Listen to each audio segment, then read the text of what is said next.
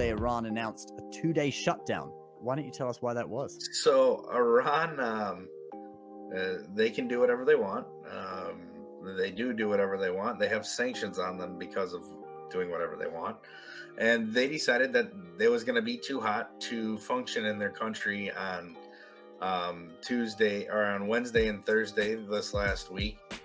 And they shut down their entire country because the temperatures were expected to reach 123 degrees Fahrenheit.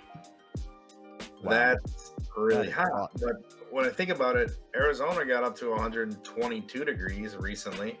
They didn't shut down. People probably didn't do a whole lot, but it didn't shut down. I mean, it was 100 down here where I'm at in Florida. Nothing shut down really, but 100 is not 122 either. I guess it's kind of similar to a snow day, right? Yeah. They get a heat day.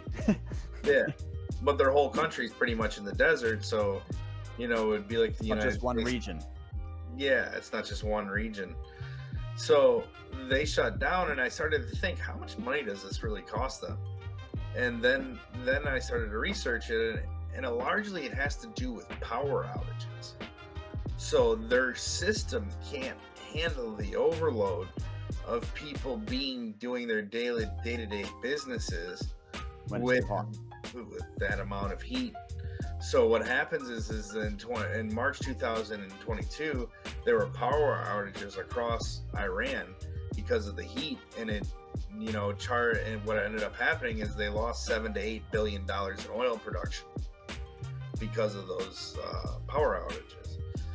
And so their GDP, last year was $389 billion. So for them shutting down for 2 days and not affecting their grid, well, now they only lose $2 billion and not $8 billion, or whatever the case may be.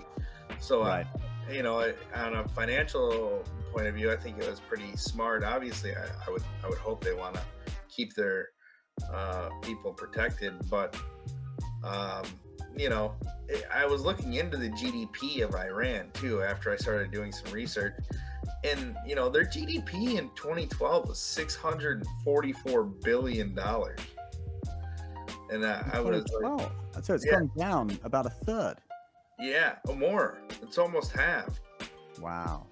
Yeah, it's almost halved. And I was trying to figure it out, and it has to do with sanctions and everything. But I'm going to guess that their oil production was through the roof in 2012. And that, I remember in 2012, gas prices were like at an all-time high. Now we're just kind of used to that pain, so we don't really talk about it anymore. But back in 2012, I remember filling up a car that was normally $20 for like 65, and I was like, what? So, that's what I think happened there. I didn't really research it too much, but it's one of the countries where you see their GDP drop significantly. Yeah.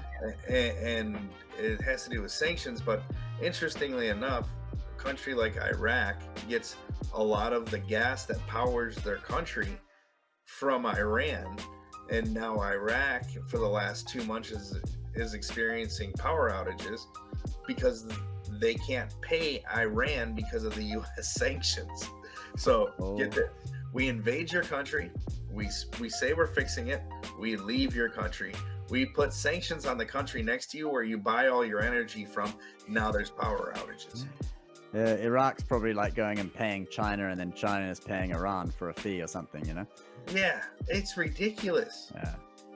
We just should have washed our hands of it and said, we're just going to leave you alone. Like, why? So it's just, I kind of feel bad when I really look at the whole scenario there. Can you imagine being an Iraqi citizen?